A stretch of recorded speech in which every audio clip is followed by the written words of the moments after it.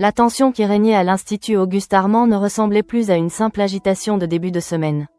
Elle s'était installée comme une brume lourde, presque palpable, s'infiltrant dans chaque couloir, chaque cuisine, chaque regard échangé entre les élèves. Dès les premières heures, quelque chose semblait irréversible, comme si un équilibre fragile venait de se rompre sans que personne n'ose encore le nommer. À ce moment-là, Matteo avançait dans les couloirs avec une lenteur inhabituelle, chaque pas résonnant comme un adieu silencieux. Il savait que son départ n'était plus une hypothèse mais une certitude imminente, une conséquence directe des choix qu'il avait faits et dont il assumait désormais le poids. Son regard cherchait instinctivement celui de Jude, comme pour graver une dernière image avant que la distance ne vienne tout effacer. Dans le même temps, Jude tentait de masquer l'angoisse qui montait en lui, mais ses gestes trahissaient une agitation qu'il ne parvenait plus à contenir. Chaque seconde passée auprès de Matteo devenait précieuse, presque douloureuse, car elle portait en elle la conscience aiguë qu'elle ne se répéterait pas. Leur relation, autrefois évidente et lumineuse, semblait désormais suspendue à une réalité extérieure implacable. C'est alors que la nouvelle du transfert de Matteo se confirma, tombant comme un couperet sur ceux qui espéraient encore un retournement de situation.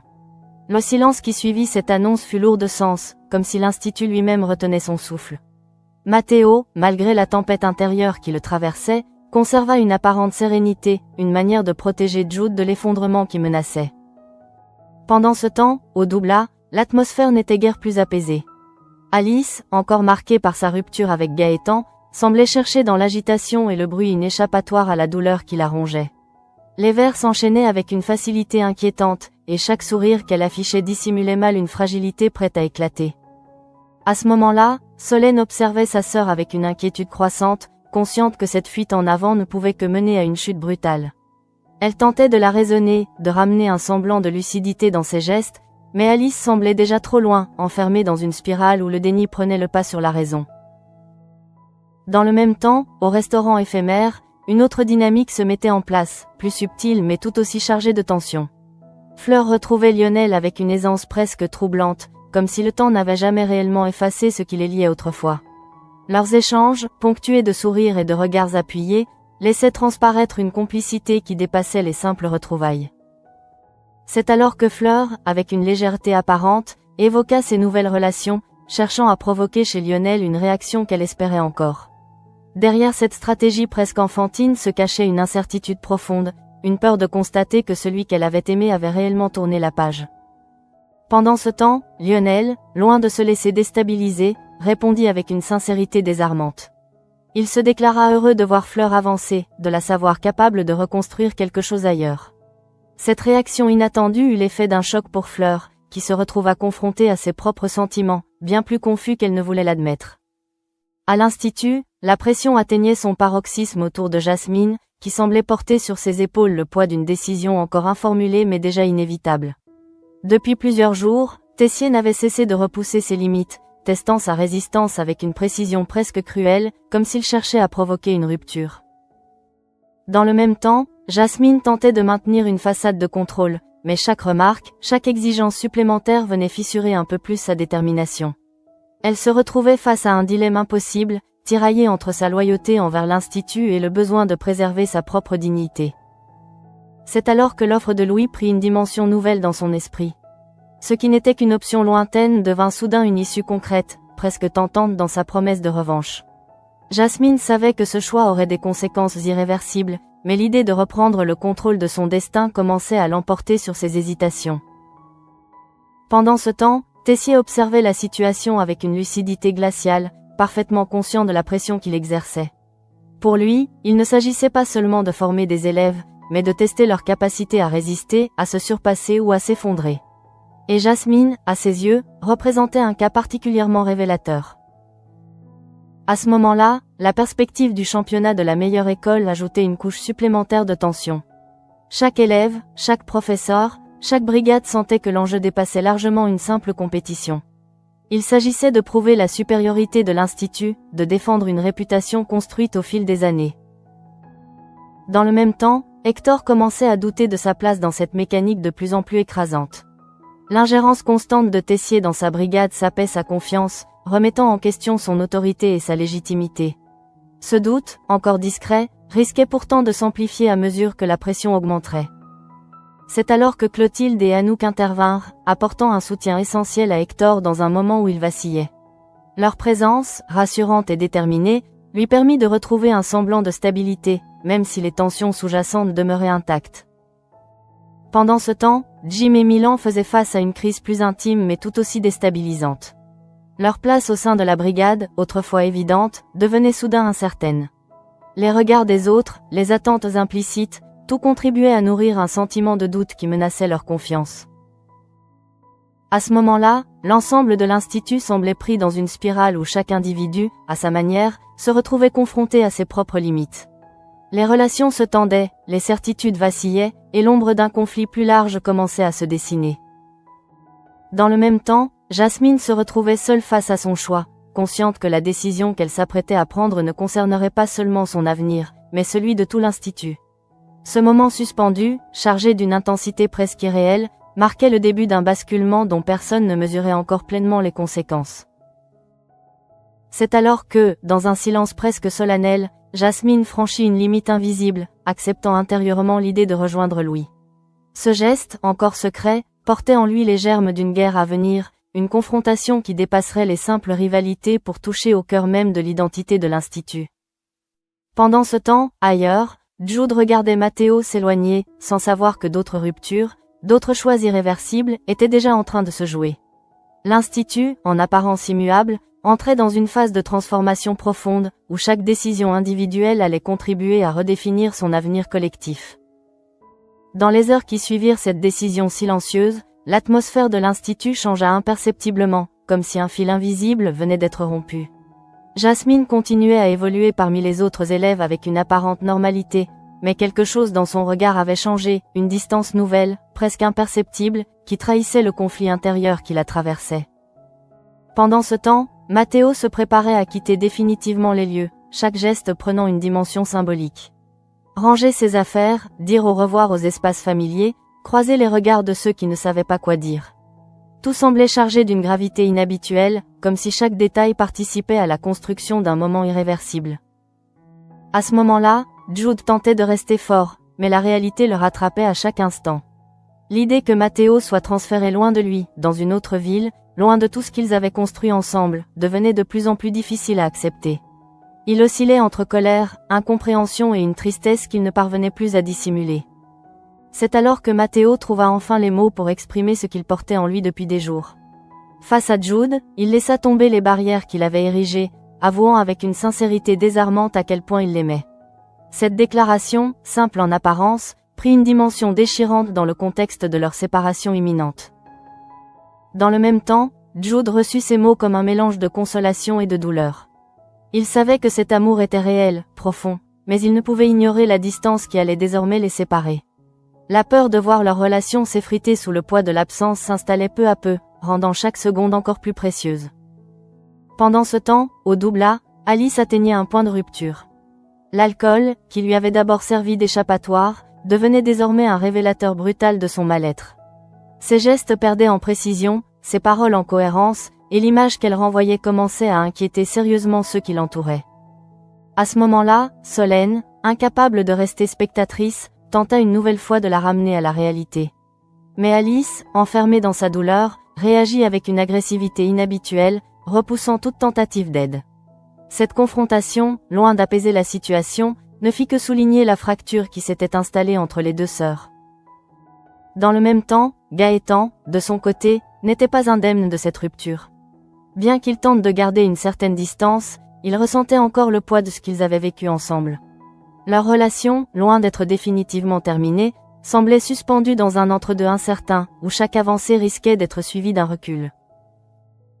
C'est alors que cette dynamique complexe prit forme dans leurs interactions, donnant l'impression d'un mouvement perpétuel, 3 pas en arrière, 1 pas en avant. Ni Alice ni Gaëtan ne semblaient réellement prêts à tourner la page, mais aucun des deux ne trouvait non plus la force de reconstruire quelque chose de stable. Pendant ce temps, Fleur continuait à naviguer dans ses propres contradictions.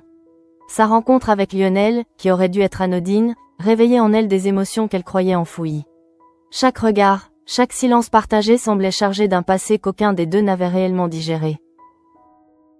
À ce moment-là, Fleur comprit que son jeu de provocation avait échoué. Lionel ne réagissait pas comme elle l'espérait, et cette absence de jalousie, loin de la rassurer, la déstabilisait profondément. Elle se retrouvait face à une vérité qu'elle refusait d'admettre, ses sentiments pour lui n'avaient peut-être jamais complètement disparu. Dans le même temps, Lionel, malgré son apparente sérénité, n'était pas totalement indifférent. Mais il avait appris à maîtriser ses émotions, à ne pas se laisser entraîner dans des schémas qu'il connaissait trop bien. Sa réaction, mesurée et sincère, reflétait une volonté de ne pas replonger dans une relation qui lui avait déjà coûté. C'est alors que cette tension silencieuse entre eux devint presque tangible, une présence discrète mais constante qui influençait chacun de leurs échanges. Rien n'était dit clairement, mais tout semblait suggérer, laissant planer une ambiguïté difficile à ignorer. Pendant ce temps, à l'Institut, la pression autour de Jasmine continuait de s'intensifier.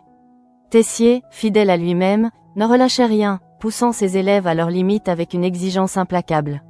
Mais dans le cas de Jasmine, cette rigueur prenait une dimension particulière, presque personnelle.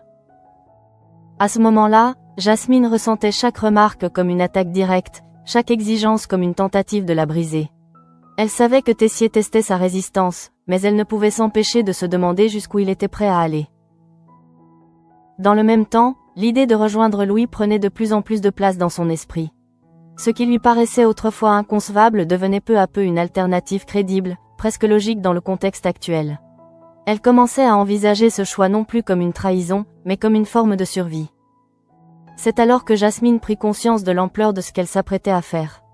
Rejoindre le camp adverse signifiait tourner le dos à tout ce qu'elle avait construit à l'Institut, mais aussi affronter le regard de ceux qui avaient cru en elle. Cette perspective, aussi douloureuse soit-elle, ne suffisait plus à la faire reculer. Pendant ce temps, le championnat de la meilleure école approchait à grands pas, intensifiant encore la pression sur l'ensemble des équipes. Chaque détail comptait, chaque erreur pouvait coûter cher, et cette exigence collective accentuait les tensions individuelles déjà présentes. À ce moment-là, Hector se retrouvait de plus en plus en difficulté face à l'ingérence de Tessier. Son autorité, déjà fragilisée, était constamment remise en question, et il commençait à douter de sa capacité à mener sa brigade dans ces conditions. Dans le même temps, Clotilde et Anouk continuaient de le soutenir, conscientes que son rôle était essentiel à l'équilibre de l'équipe. Leur présence lui offrait un point d'ancrage, une manière de ne pas céder complètement à la pression qui l'entourait. C'est alors que Jim et Milan, eux aussi, furent confrontés à leurs propres incertitudes. Leur légitimité au sein de la brigade était remise en cause, et cette remise en question affectait leur confiance, les poussant à se replier sur eux-mêmes. Pendant ce temps, Jasmine observait tout cela avec un regard nouveau, presque extérieur.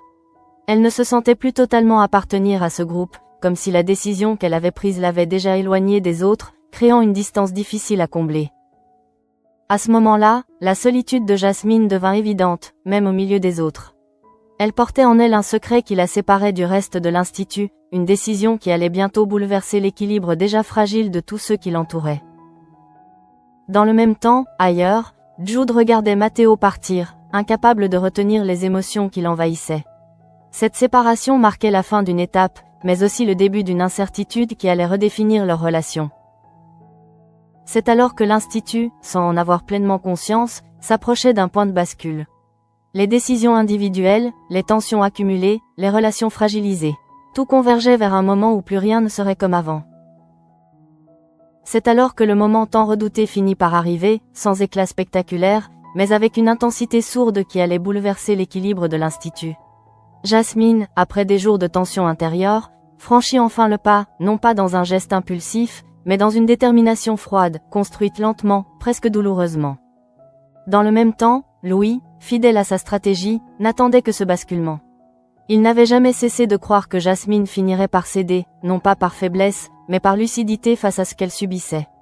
Lorsqu'elle accepta finalement son offre, il ne manifesta qu'un calme maîtrisé, comme si cette décision s'inscrivait dans un plan qu'il avait anticipé depuis longtemps. À ce moment-là, Jasmine ressentit un mélange étrange de soulagement et de vertige. Soulagement de ne plus être coincée dans une position où elle se sentait constamment attaquée, vertige face aux conséquences de son choix. Elle savait que ce geste ne serait pas perçu comme une simple décision professionnelle, mais comme une trahison pure et simple. Pendant ce temps, à l'Institut, personne ne mesurait encore pleinement ce qui venait de se produire. Jasmine continuait d'évoluer dans les couloirs avec une apparente normalité, mais intérieurement, elle avait déjà changé de camp. Ce décalage entre l'extérieur et l'intérieur créait une tension presque insoutenable, comme si elle jouait un rôle qui ne lui appartenait plus. C'est alors que la nouvelle finit par filtrer, d'abord sous forme de rumeur, puis comme une réalité impossible à nier. Jasmine allait rejoindre Bordeaux. Le choc fut immédiat, brutal, traversant l'institut comme une onde de choc silencieuse mais dévastatrice. Dans le même temps, certains refusèrent d'y croire, persuadés qu'il s'agissait d'un malentendu. Jasmine, pour beaucoup, incarnait une forme de loyauté, une figure solide au sein de l'institut. Imaginer qu'elle puisse passer du côté adverse semblait inconcevable, presque absurde. À ce moment-là, Tessier, lui, ne fut pas surpris. Il observa la situation avec une froideur calculée, comme s'il avait anticipé ce dénouement. Pour lui, ce départ n'était pas seulement une perte, mais une confirmation, Jasmine avait atteint ses limites. Et dans sa logique implacable, cela faisait partie du processus. Pendant ce temps, Jasmine se retrouva face au regard de ceux qu'elle quittait. Certains étaient chargés de colère, d'autres d'incompréhension, et quelques-uns de déception. Mais le plus difficile à supporter restait le silence de ceux qui ne trouvaient même plus les mots pour exprimer ce qu'ils ressentaient. C'est alors que la réalité de son choix la frappa avec une intensité nouvelle. Elle n'avait pas seulement changé de camp, elle avait rompu un lien, brisé une confiance. Et même si elle tentait de se convaincre que ce choix était nécessaire, elle ne pouvait ignorer le poids de ce qu'elle laissait derrière elle. Dans le même temps, du côté de Bordeaux, son arrivée fut accueillie avec une attention particulière. Jasmine n'était pas une recrue comme les autres. Elle représentait un atout stratégique, une manière de fragiliser l'institut tout en renforçant leur propre position dans la compétition. À ce moment-là, Louis voyait en elle bien plus qu'une simple alliée. Il percevait son potentiel, sa détermination, mais aussi sa colère. Et il savait que cette colère, bien dirigée, pouvait devenir une arme redoutable dans le contexte du championnat.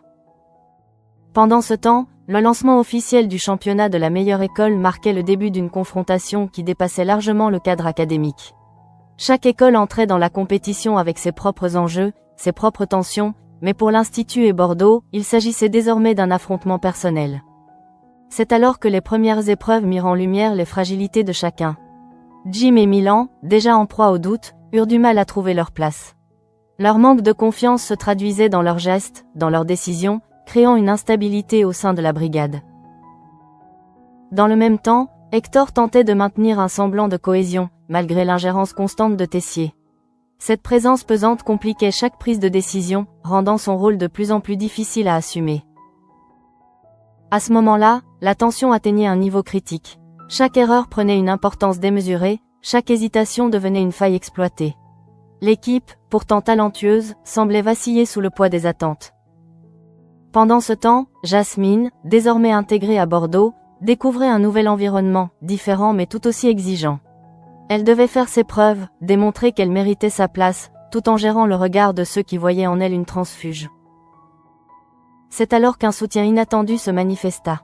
Quelqu'un, au sein de sa nouvelle équipe, choisit de lui faire confiance, de l'aider à s'intégrer, à trouver ses repères.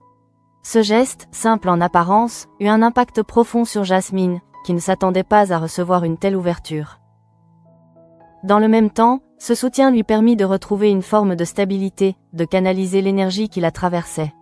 Elle n'était plus seule face à ses choix, et cette présence lui donnait la force de continuer, malgré les doutes qui persistaient.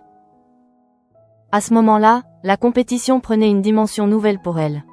Il ne s'agissait plus seulement de gagner, mais de prouver qu'elle avait eu raison de choisir ce chemin. Chaque réussite devenait une justification, chaque échec une remise en question. Pendant ce temps, à l'Institut, les conséquences de son départ continuaient de se faire sentir. L'équipe devait se réorganiser, combler un vide laissé par son absence, tout en gérant l'impact émotionnel de cette rupture. C'est alors que la rivalité entre Tessier et Louis s'intensifia, prenant des allures de guerre ouverte. Chaque décision, chaque stratégie semblait orientée vers un seul objectif, surpasser l'autre, prouver sa supériorité. Dans le même temps, les élèves, pris au milieu de ce conflit, devaient continuer à avancer, à se dépasser, malgré les tensions qui les entouraient. Cette pression constante les poussait à leurs limites, révélant autant leur force que leur faiblesse. À ce moment-là, Jasmine comprit que son choix ne lui permettrait pas d'échapper à la pression, mais seulement de la transformer. Elle avait quitté un champ de bataille pour en rejoindre un autre, peut-être encore plus exigeant. Pendant ce temps, Jude, toujours marqué par le départ de Matteo, tentait de retrouver un équilibre. Mais l'absence de celui qu'il aimait laissait un vide difficile à combler, rendant chaque journée plus lourde à porter. C'est alors que les trajectoires de chacun semblaient converger vers un même point, une confrontation inévitable, où les choix passés allaient trouver leurs conséquences. L'Institut et Bordeaux n'étaient plus simplement des écoles rivales, mais les symboles de deux visions opposées, incarnées par Tessier et Louis. Dans le même temps, Jasmine, au cœur de cette opposition, devenait malgré elle l'un des éléments clés de cette guerre silencieuse. Son parcours, ses décisions, ses émotions, tout contribuait à redéfinir les lignes de front. À ce moment-là, il n'était plus possible de revenir en arrière. Les alliances étaient scellées, les tensions à leur comble, et le championnat ne faisait que commencer. Derrière chaque plat, chaque geste, se cachait désormais bien plus qu'un simple enjeu culinaire, une lutte pour l'identité, pour la reconnaissance, pour la victoire. Pendant ce temps, alors que la compétition poursuivait son cours implacable, les répercussions des décisions récentes commençaient à s'inscrire profondément dans les esprits, transformant chaque émotion en poids difficile à porter. L'Institut, autrefois lieu d'apprentissage et de cohésion, semblait désormais traversé par des lignes de fracture invisibles mais bien réelles. À ce moment-là, Jude errait dans les couloirs avec une sensation persistante de vide, comme si l'absence de Matteo avait créé un silence que rien ne pouvait combler. Chaque endroit lui rappelait un souvenir, un moment partagé, et cette accumulation de traces rendait la séparation encore plus douloureuse à vivre. Dans le même temps, il tentait de se raccrocher à ce qui lui restait, les cours, les amis, les habitudes. Mais rien ne semblait suffisant pour apaiser ce manque. Il oscillait entre l'envie de rester fidèle à ce qu'ils avaient construit et la peur de voir leur relation se dissoudre dans la distance. C'est alors que la solitude prit une forme plus concrète, presque oppressante.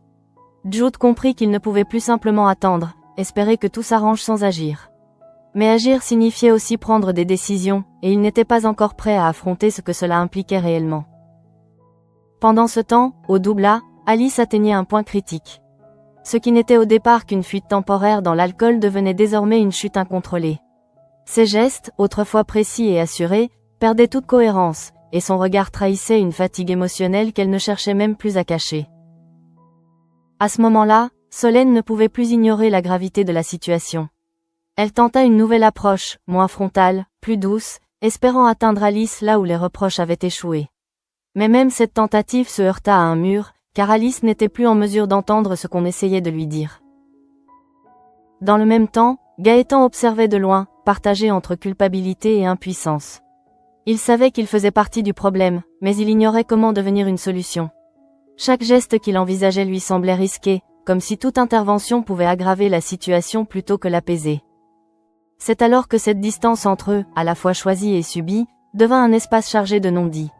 Ni Alice ni Gaëtan ne semblaient capables de franchir ce fossé, chacun enfermé dans ses propres contradictions, dans ses propres blessures. Pendant ce temps, Fleur, de son côté, commençait à percevoir avec plus de clarté ce qui se jouait en elle. Ses échanges avec Lionel, d'abord teintés de légèreté, prenaient une dimension plus sérieuse, plus introspective. Elle ne pouvait plus ignorer les émotions qui remontaient à la surface. À ce moment-là, elle se retrouva confrontée à une vérité qu'elle avait longtemps évitée.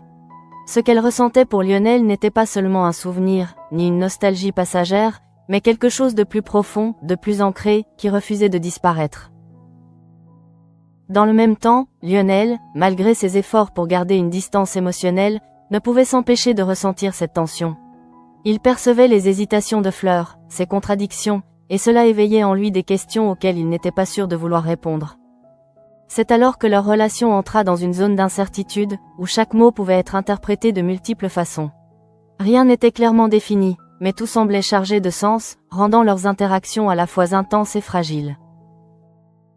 Pendant ce temps, sur le terrain du championnat, la pression continuait de monter.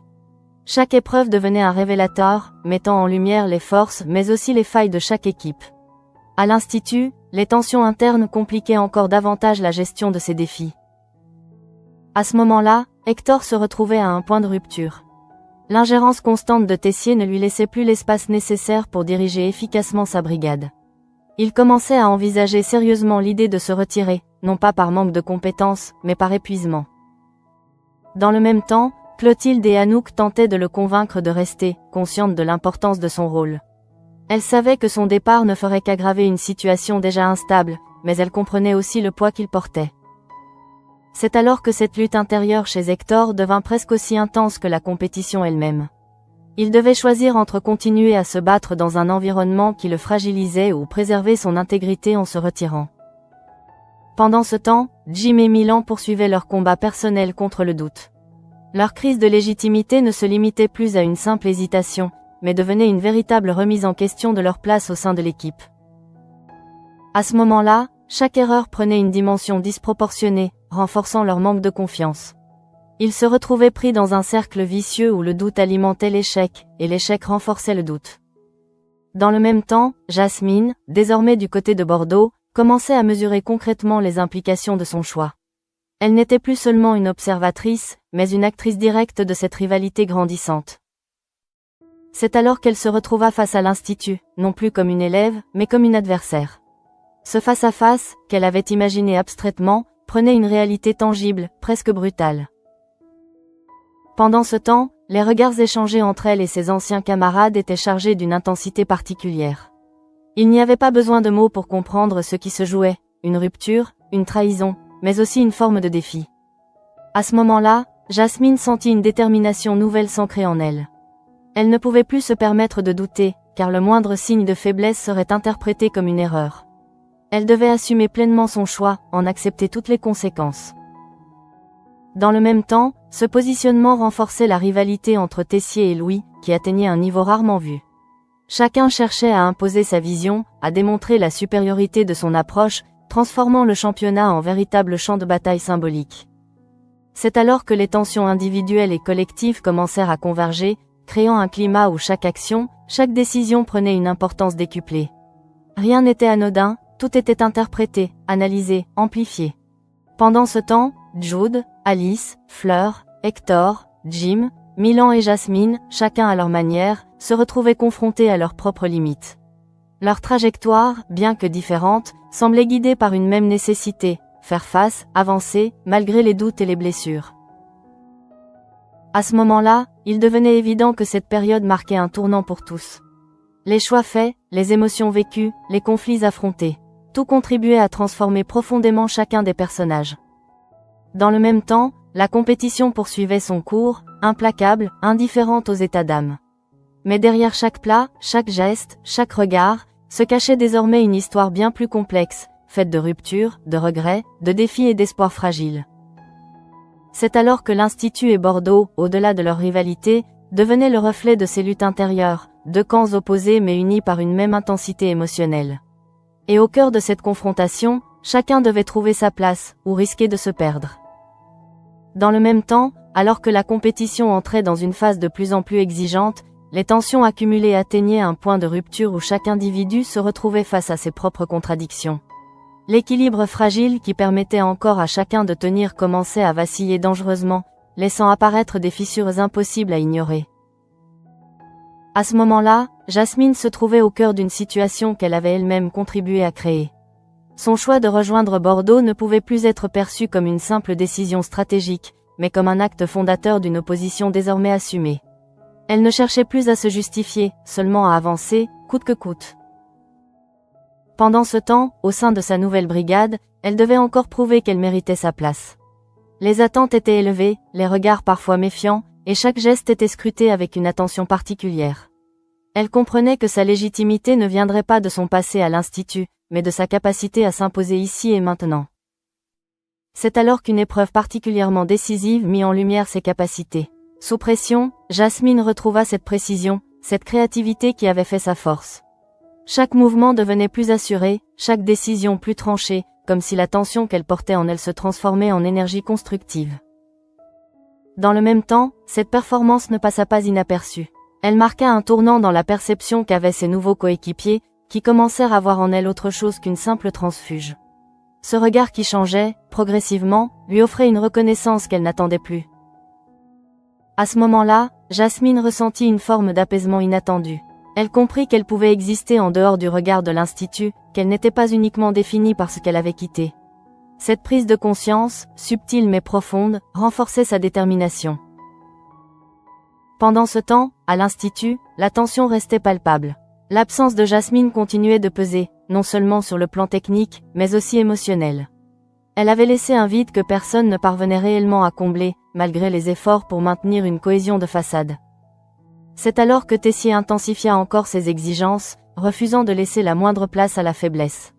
Pour lui, cette situation devait servir de leçon, une manière de renforcer l'équipe en la confrontant à ses limites. Mais cette approche, loin de stabiliser les choses, accentuait les tensions internes. Dans le même temps, Hector se rapprochait dangereusement de sa décision finale. L'idée de se retirer, autrefois impensable, devenait une option sérieuse, presque nécessaire pour préserver ce qui lui restait de confiance. Il se sentait pris dans un système qui ne lui laissait plus de place pour exister pleinement. À ce moment-là, Clotilde et Anouk redoublèrent d'efforts pour le retenir, conscientes que son départ serait un coup dur pour toute l'équipe. Elles tentaient de lui rappeler ce qui faisait sa valeur, de lui redonner cette assurance qu'il semblait avoir perdue. Pendant ce temps, Jim et Milan continuaient de lutter contre leurs propres doutes. Mais cette lutte commençait à évoluer. Là où le doute paralysait auparavant, une forme de colère apparaissait, une envie de prouver qu'ils n'étaient pas à la hauteur des jugements qui pesaient sur eux. C'est alors que cette colère devint un moteur. Lors d'une nouvelle épreuve, ils parvinrent à se dépasser, à trouver en eux des ressources qu'ils ignoraient posséder. Cette progression, encore fragile, marquait néanmoins un tournant dans leur parcours. Dans le même temps, Jude, toujours marqué par le départ de Matteo, se retrouvait à un carrefour émotionnel. Il ne pouvait plus rester dans cette attente passive, suspendu à une relation rendue incertaine par la distance.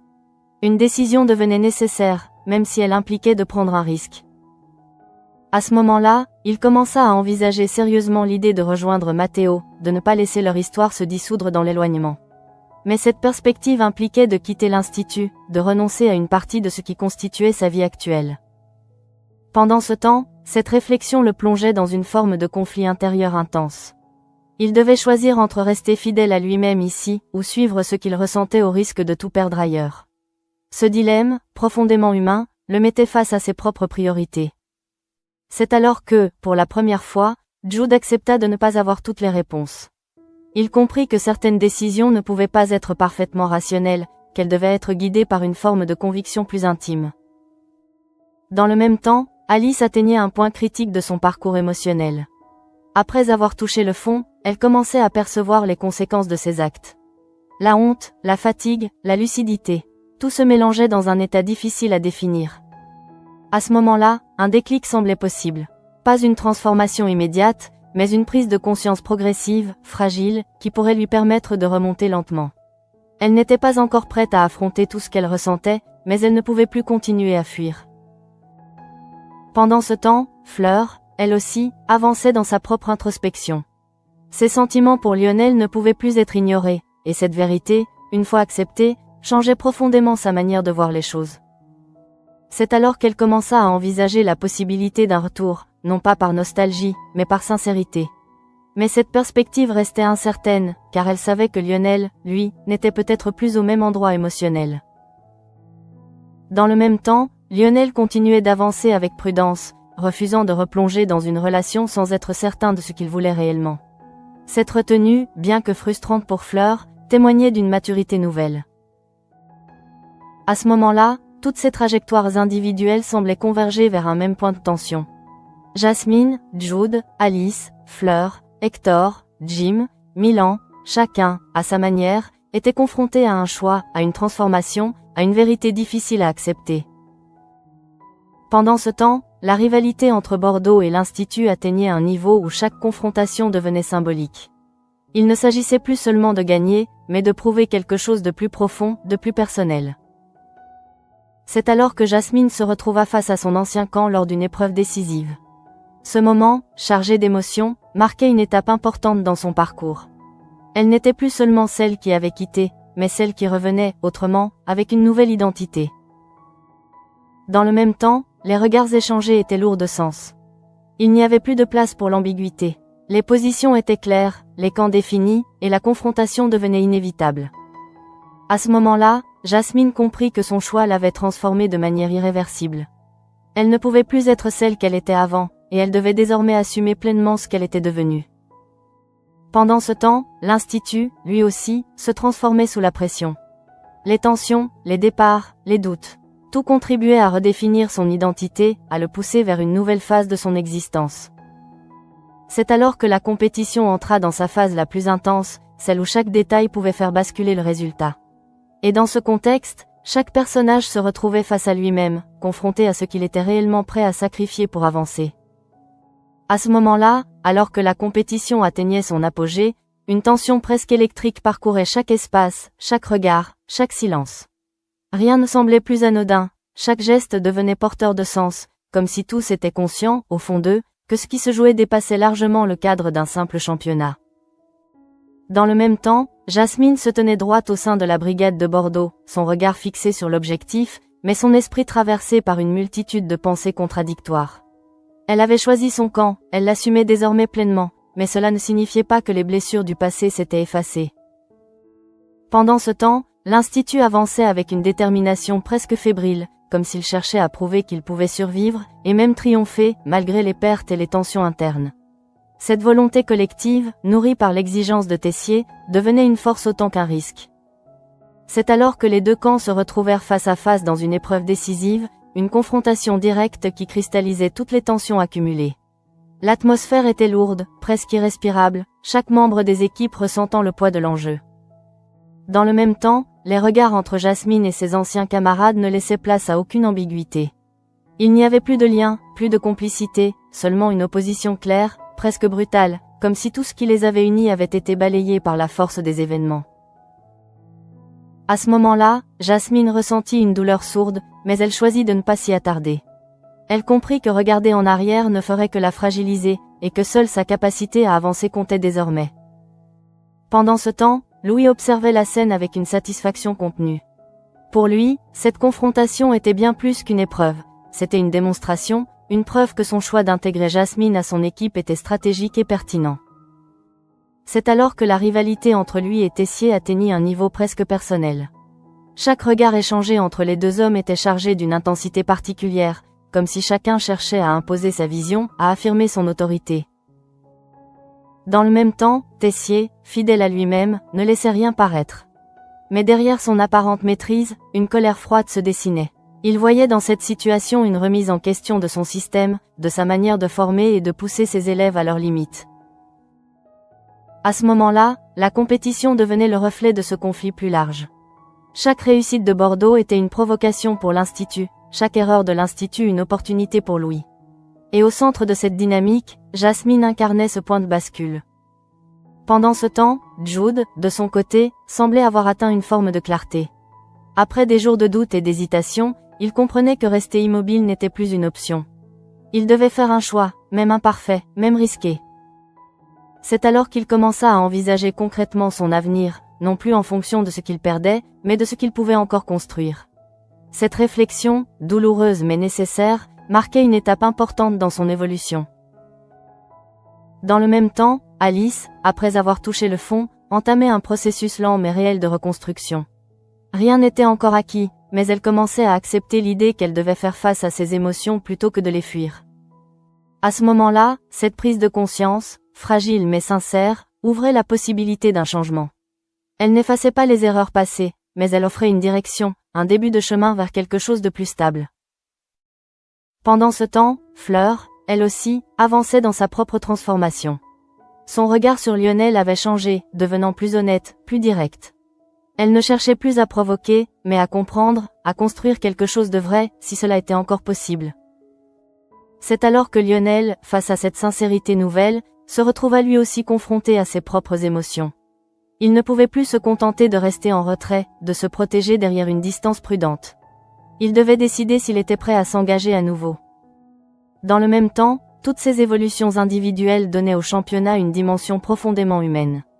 Derrière les performances, les stratégies et les rivalités, se dessinaient des parcours personnels marqués par des choix, des doutes et des espoirs. À ce moment-là, Jasmine comprit que son combat ne se limitait pas à gagner contre l'Institut. Il s'agissait aussi de se prouver à elle-même qu'elle pouvait exister en dehors de ce cadre, qu'elle pouvait définir sa propre identité sans dépendre du regard des autres. Pendant ce temps, la compétition touchait à son point culminant, chaque équipe donnant le meilleur d'elle-même dans une ultime tentative de s'imposer.